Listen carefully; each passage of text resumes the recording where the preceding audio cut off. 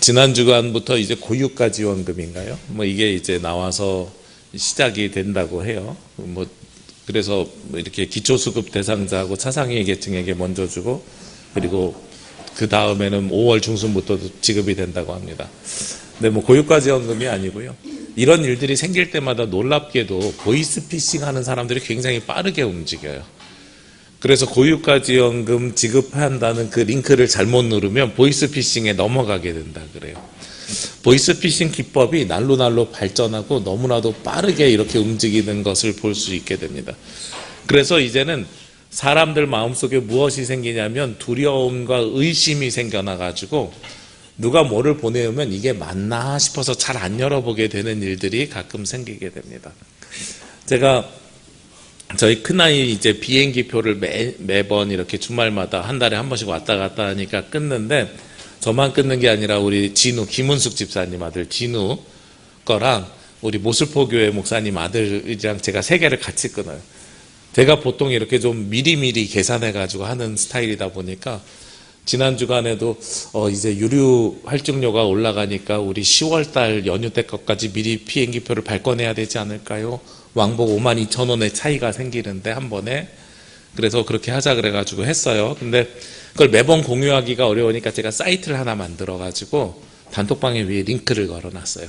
그거 누르면 우리 아이들 비행기 스케줄에 다 볼 수 있게 제가 사이트를 하나 만들었어요. 그런 게 재미있어 하니까 그걸 만들어놨는데, 처음에 딱 보냈을 때는 이게 사이트 이름이 정상적이지 않잖아요. 제 개인적으로 만드니까 돈을 들여서 무슨 성진닷컴 이런 거 만들 수 없잖아요. 그러니까 제가 그냥 서브 사이트를 빌려가지고 보내니까 링크가 조금 이상해 보였나 봐요.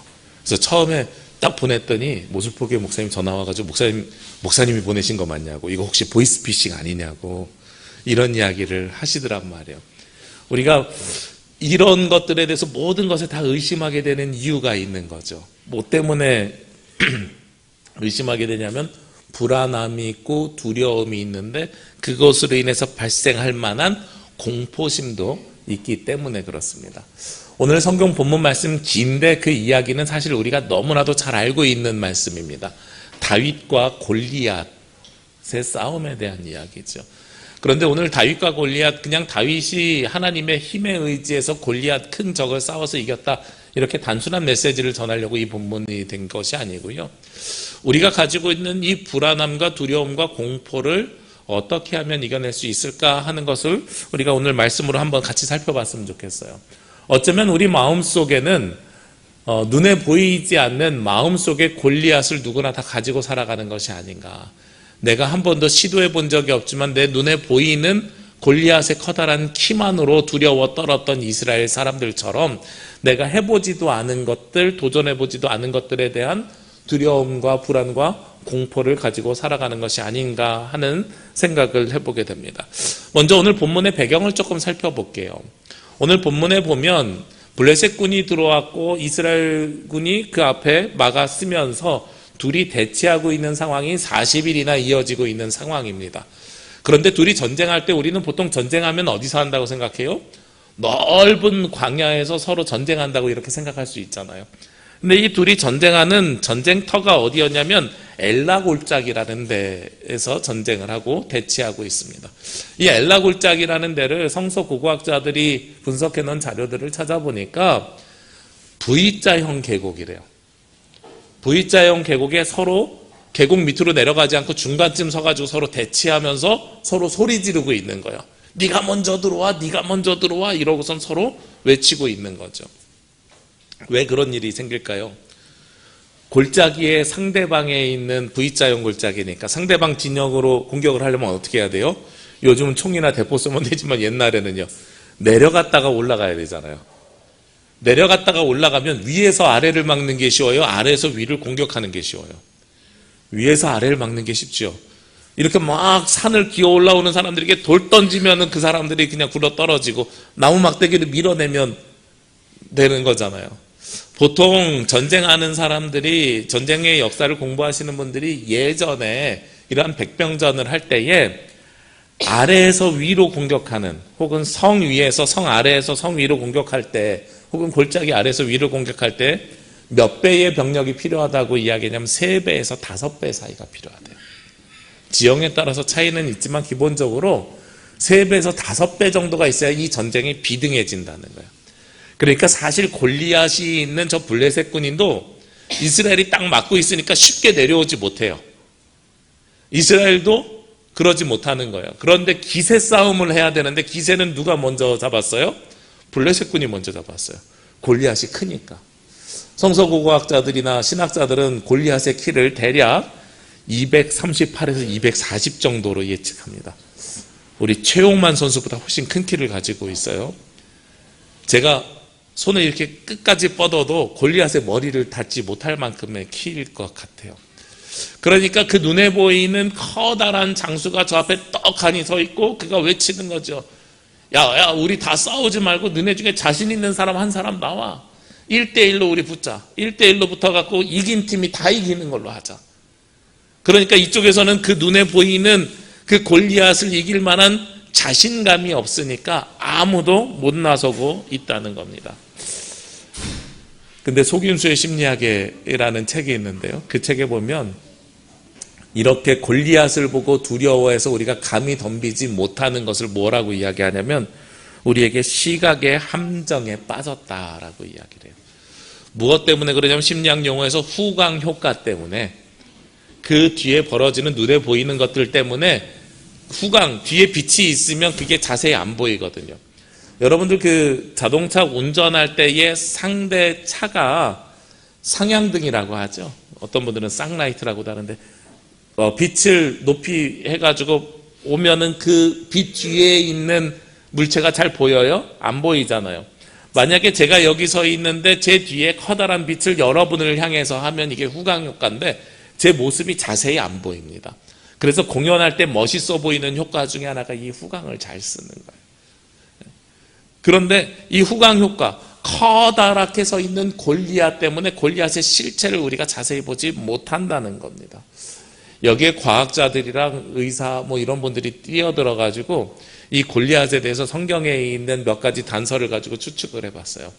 골리앗은 그냥 커다란 사람이 아니라 요즘으로 이야기하면 아마 거인병에 걸린 사람이 아닐까 하는 추측을 합니다. 거인병에 걸린 사람은 뇌 하수체에 무슨 호르몬 분비를 막는 기관이 잘못돼 가지고 성장하는 것을 어느 정도 하면 막아야 되는데 성장을 못 막고 계속 성장하는 일이 일어나게 된 거라는 거예요. 그런데 그런 사람들의 특징이 어떤 특징이냐? 움직임이 둔하다는 겁니다. 일반인들보다 움직임이 둔하고 가장 결정적으로 뭐가 안 좋냐면 시력이 좋지 않대요.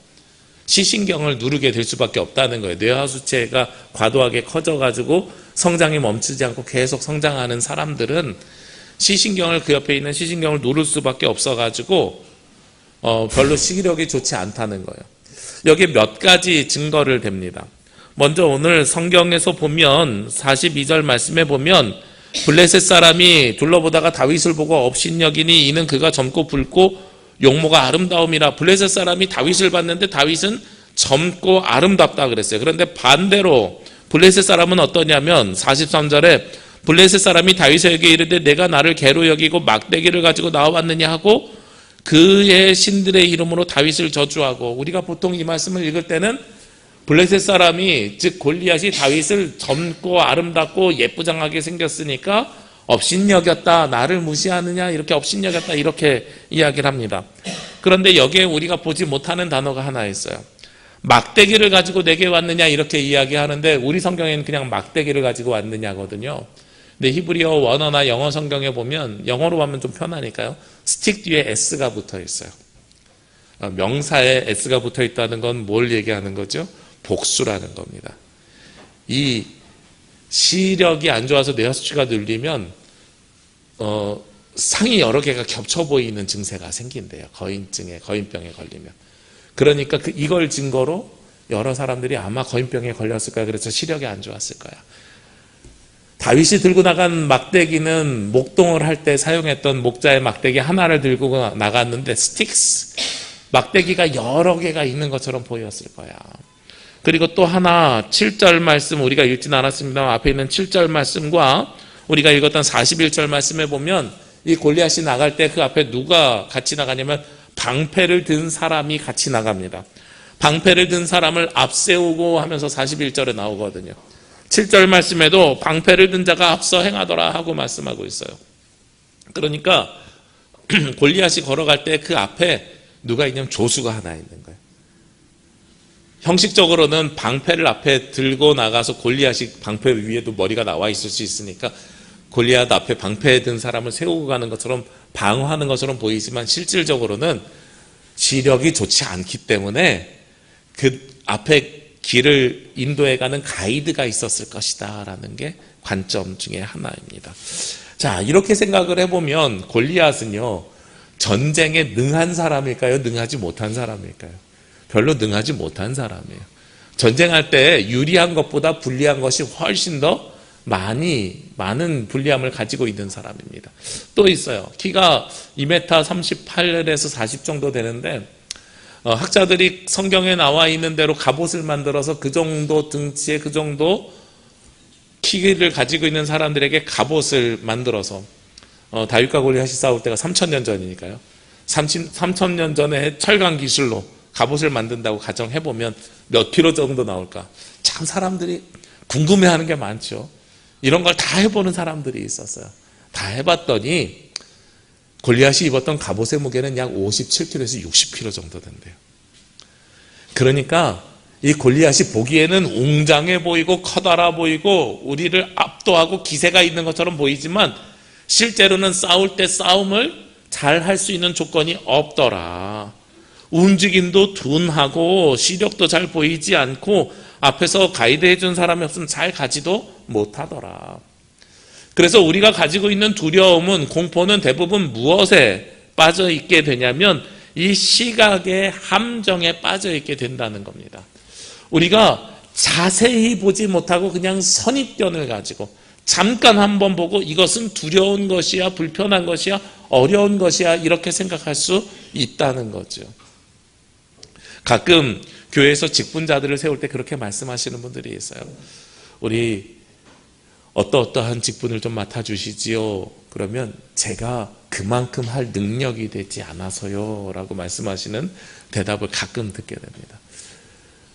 자세히 그 일을 본 게 아니고요. 장로님이란 직분이, 권사님이란 직분이, 혹은 교회 학교를 운영한다는 직분이, 무엇을 한다는 직분이 나에게 너무나도 커다란 두려운 존재처럼 보일 수 있다는 거예요. 지금 하고 계시는 분의 그 모습을 보면서 내가 저걸 과연 할 수 있을까? 이렇게 생각하는데 여기에도 무슨 함정이 있어요? 시각의 함정이 있는 거예요. 자세히 그 일들이 어떻게 돌아가는지를 보지 못하고 그냥 겉으로만 보고 내가 그 일을 할 수 있을까 하는 걱정과 두려움을 가지고 있다는 거죠.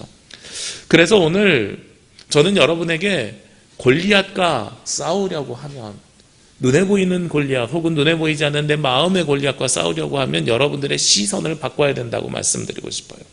다윗은 어떠한 시선을 가지고 있었냐면 육적인 시선이 아니라 영적인 시선을 가지고 있었습니다. 다윗은요, 모두가 이 싸움에 나갈 수 없다고 이야기할 때, 그래서 사울 왕이 여러 장소를 찾으러 다닐 때에 다윗은 자기가 할 수 있다고 이야기했어요.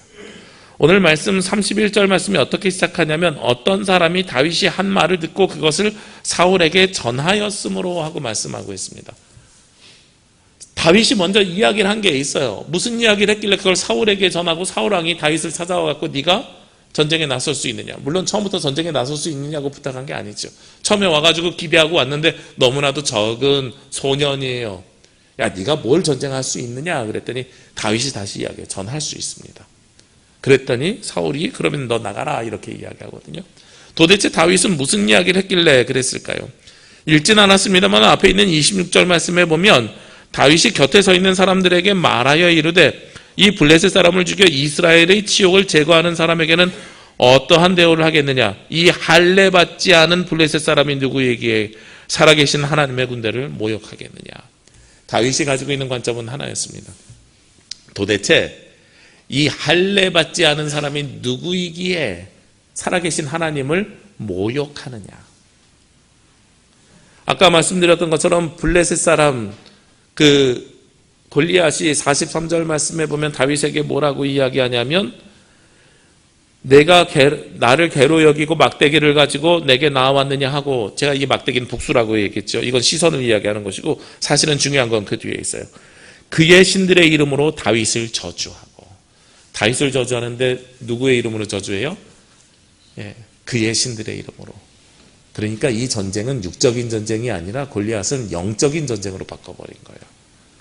블레셋 사람들이 믿는 신의 이름으로 다윗을 저주했다는 것은, 다윗은 나는 하나님의 아들인데 누구를 모욕한 것이 돼요? 우리 하나님을 모욕한 것이 되는 거죠. 그래서 다윗은 그 블레셋을 바라볼 때, 블레셋의 골리앗을 바라볼 때 골리앗이 그냥 둔하다 이렇게 우리의 계산과 뭐 이런 목적만 가지고 바라본 게 아니라 영적인 시선으로도 바라본 거예요. 아, 저 골리앗이 너무나도 크고 그리고 두려워하는 것처럼 보이지만 내가 하나님을 모욕하는 사람을 그냥 둘 수 없어. 하나님의 이름으로 싸우면 나는 저 사람을 이길 수 있을 거야 라는 관점으로 그 관점을 변화시키는 겁니다. 여러분 앞에 두려움과 공포가 있으면 그 두려움과 공포를요, 우리가 그냥 잠깐 쳐다보는 우리의 첫인상, 우리의 선입견, 이 시각의 함정에 빠지지 마시고 그것을 영적인 눈으로 바라보시기를 바랍니다. 그러면 하나님께서는 다른 대안을 우리에게 만들어 주십니다. 그리고 나서 우리가 가지고 있는 두 번째 함정이 있어요. 처음엔 시각의 함정이라면 두 번째 함정은 어떤 함정이냐면 익숙함의 함정입니다. 우리가 모든 것이 너무 익숙하면은요, 그것의 불편함을 바라보지 못하게 됩니다. 그리고 익숙한 것에 너무 젖어들어서 변화를 가지고 오지 못하게 되는 거예요.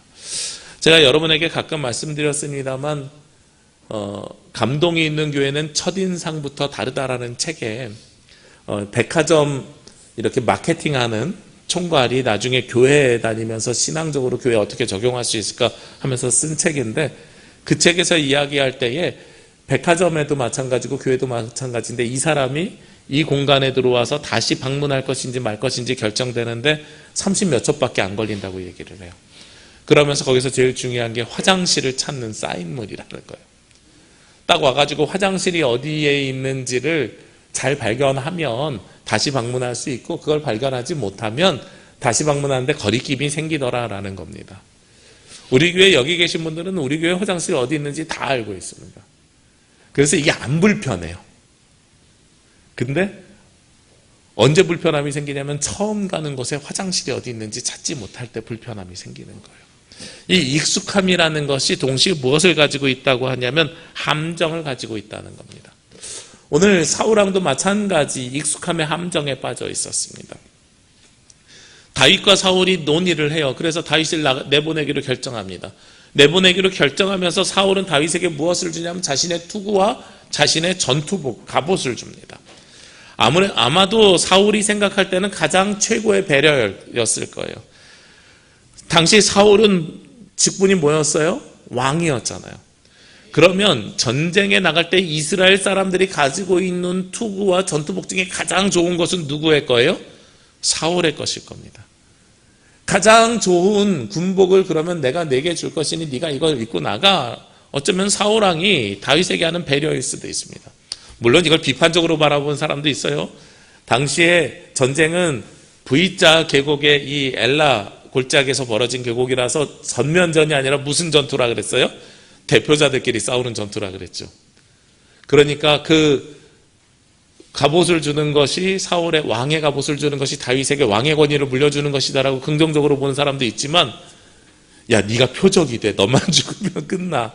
네가 왕으로 죽으면 우리 전쟁이 질지라도 끝나. 이렇게 비관적으로, 비판적으로 보는 견해도 있어요. 뭐가 됐든 어쨌든 본인들의 방법대로 전쟁을 하려고 해요. 전투를 하려고 해요.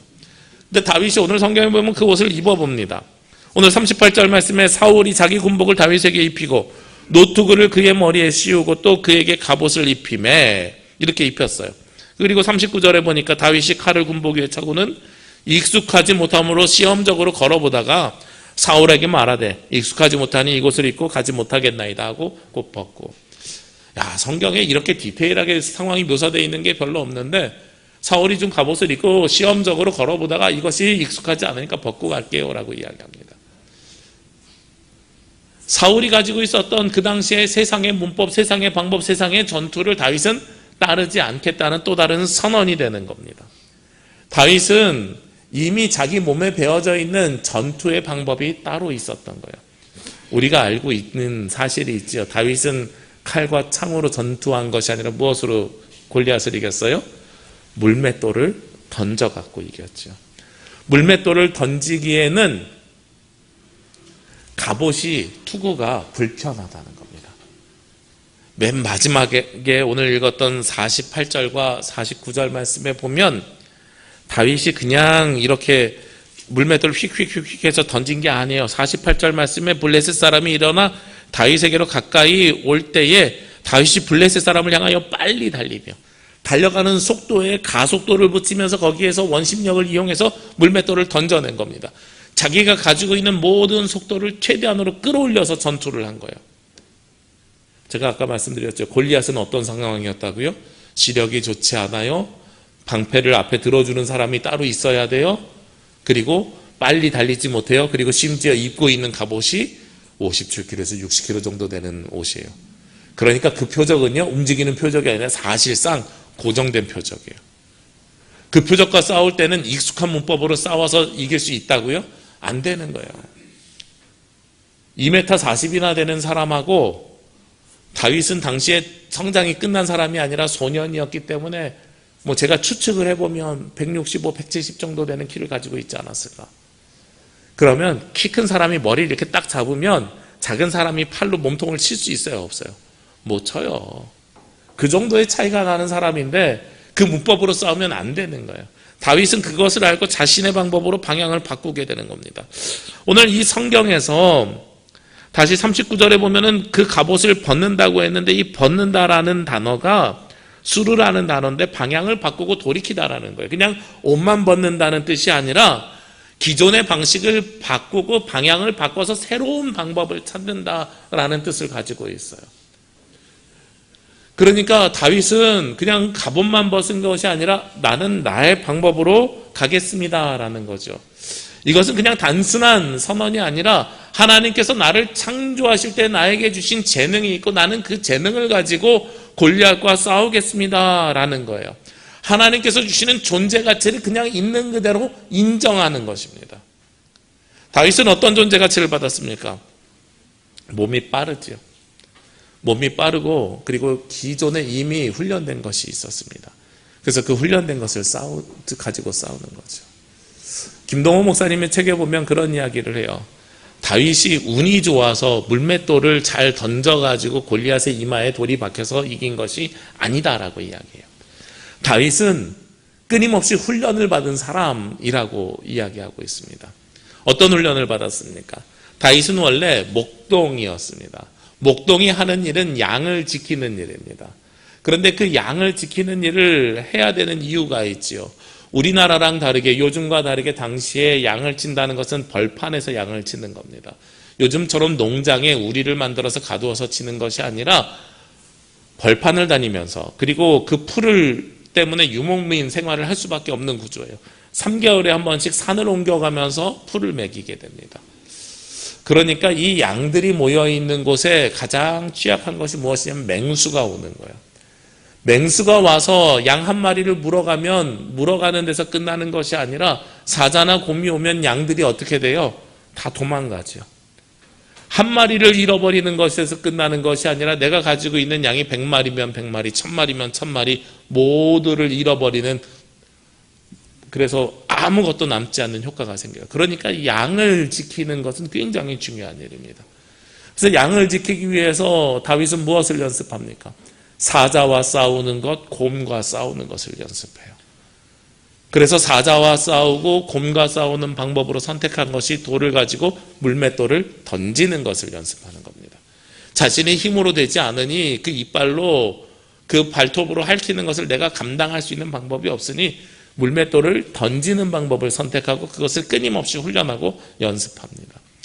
다윗이 했던 훈련과 연습은 양을 지키는 연습이고 생명을 살리는 연습이었고, 그리고 자신의 특기를 발행하는 연습이었습니다. 전쟁을 위한 전쟁 준비를 했던 적이 한 번도 없는 사람이 다윗입니다. 그런데 놀랍게도요, 하나님께서는 그 사람을 사용하고자 하실 때 어떻게 사용하세요? 그 사람의 방법과 그 사람의 특성으로 사용하시더라는 거예요. 그래서 제가 여러분들에게 늘 말씀드리지만, 여러분들 신앙생활하면서 예배드리면서 내가 그리스도인 됐다고 해서 성격이 왜 안 바뀌나요? 이런 얘기 하지 말라고 말씀드렸죠.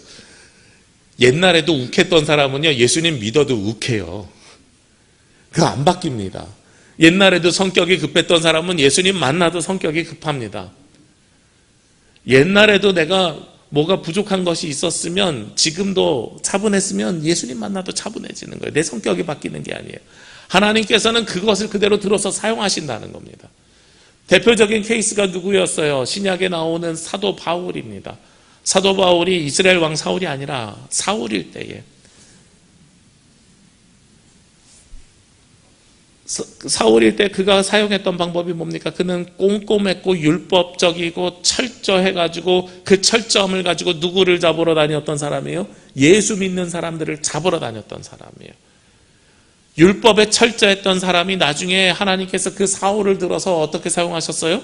바울로 바뀐 다음에 성격을 바꿔주신 게 아니고요, 하나님의 말씀을, 예수 그리스도의 말씀을, 율법과 충돌되는 그 말씀을 신학의 언어로 너무나도 잘 하나님의 뜻을 받아서 기록할 수 있는 기록자로 바꿔서 사용하신 거예요.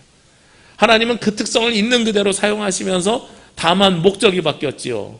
자신의 영광, 유대인들의 그 율법주의에서 빠져나와서 예수 그리스도를 전파하고 예수 그리스도의 영광 올려드리는 방법으로 그 사울을 바울로 변화시키는 사건이 있었단 말이에요.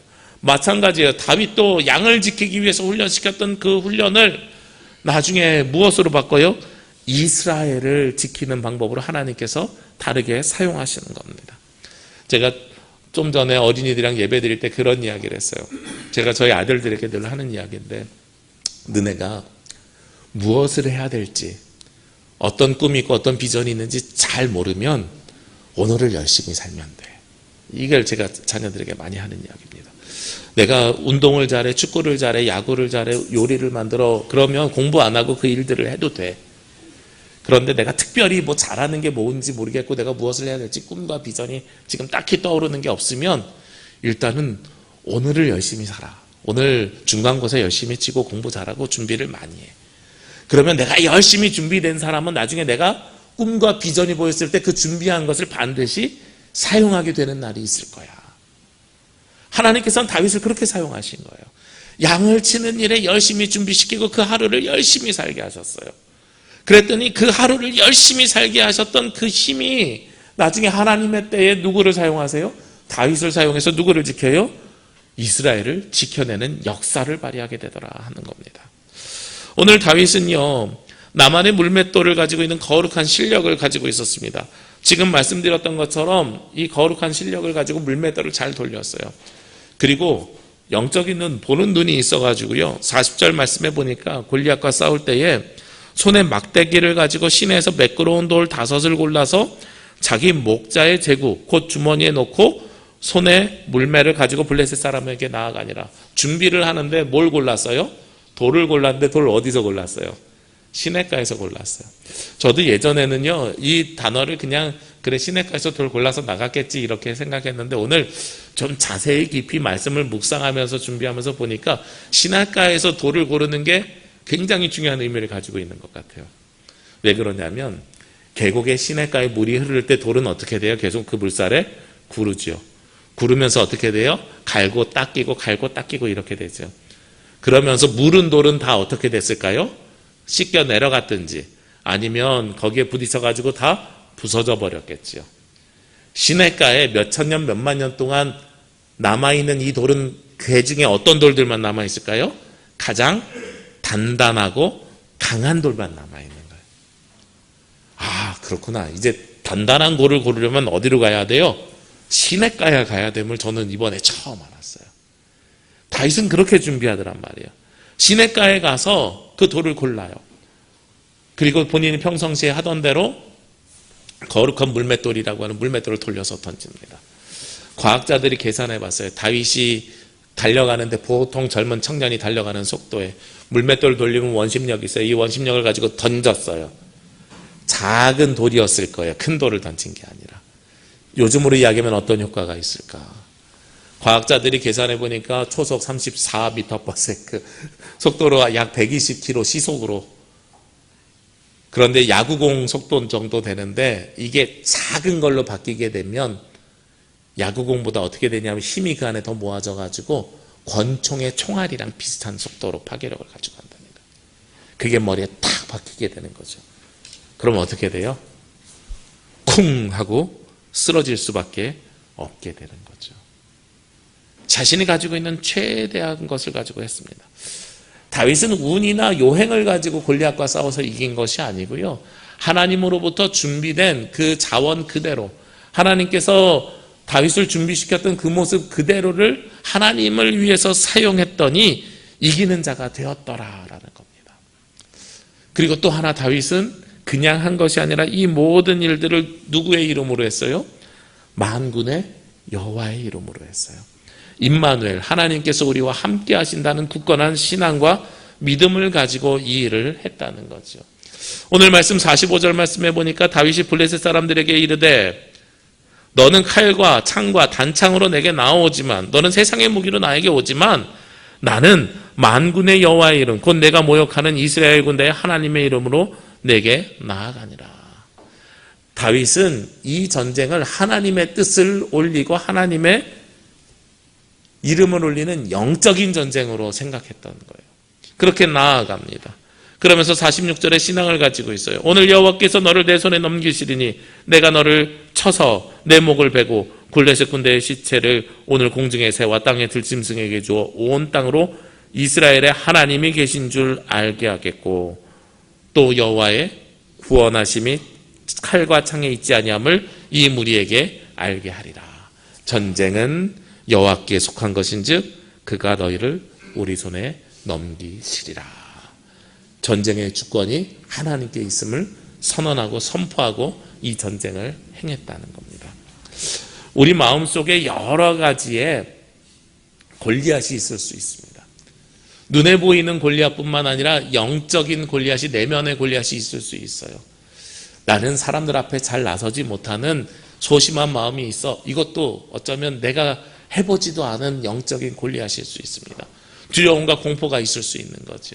실패에, 낙담에 두려움과 공포가 내가 어떠한 일이든지 담대하게 나아가지 못하게 막는 것이 있다면, 장애물이 있다면 그 모든 것들은 우리 내면 속에 있는 골리앗들입니다. 그 골리앗을 어떤 시각으로 바라보라 그랬어요? 눈에 보이는 시각의 함정에 빠지지 말고 영적인 눈으로 바라보라고 말씀드렸어요. 다윗은 자신의 약점, 세상 사람들이 볼 때 가지고 있었던 약점, 크기의 비교 상대의 열악함을 오히려 자신의 강점으로 사용했던 것이 다윗이었습니다. 나는 작지만 대신 빨라. 나는 힘은 없지만 대신에 물맷돌을 잘 던질 수 있어. 그리고 다윗은 무엇으로 바라봤습니까? 하나님께서 미리 예비하고 준비하신 자신의 모습 그대로를 하나님의 뜻대로 사용하는 놀라움이 있었습니다. 새로운 것을 배우려고 한 것이 아니고, 세상의 문법에 따르려고 했던 것이 아니고, 사울왕의 갑옷을 입으려고 했던 것이 아니라 하나님께서 나에게 맡겨주셨고 훈련시켜 주셨던 그 방법 그대로를 사용하는 것을 선택했습니다. 그리고 마지막으로 다윗은 이 모든 일들을 자신의 이름이 아니라 하나님의 이름으로 그 일들을 행해갔습니다. 그랬더니 어떤 일이 생깁니까? 골리앗이 쿵 하고 쓰러지는 일들이 생겨나게 됩니다. 여러분들 세상을 살아가면서 만나는 굉장히 많은 골리앗들이 있을 줄로 압니다. 그 골리앗들을요, 우리 눈에 보이는 시각으로 보지 마시고 영적인 시각으로 바라보십시오. 그리고 하나님께서 그 일들을 이겨내기 위해서 이미 여러분들을 훈련시키셨음을 기억하십시오. 그리고 하나님의 이름으로 담대히 맞서십시오. 반드시 하나님께서 여러분들을 이기게 하십니다. 오늘 어린이 주일이며 청소년 주일입니다. 우리 자녀들이 저는 이렇게 성장했으면 좋겠어요.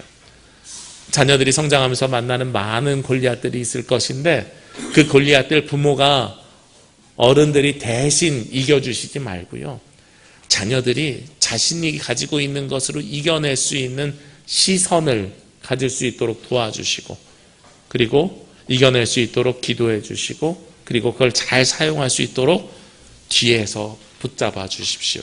그것이 바로 우리 자녀들이 하나님의 이름으로 승리케 되는 놀라운 일이 될 줄로 믿습니다. 오직 만군의 여호와의 이름으로 깃발을 앞세워서 우리 마음속에 있는 골리앗을 당당히 무너뜨리는 이번 한 주간이 되시기를 주님의 이름으로 기도합니다.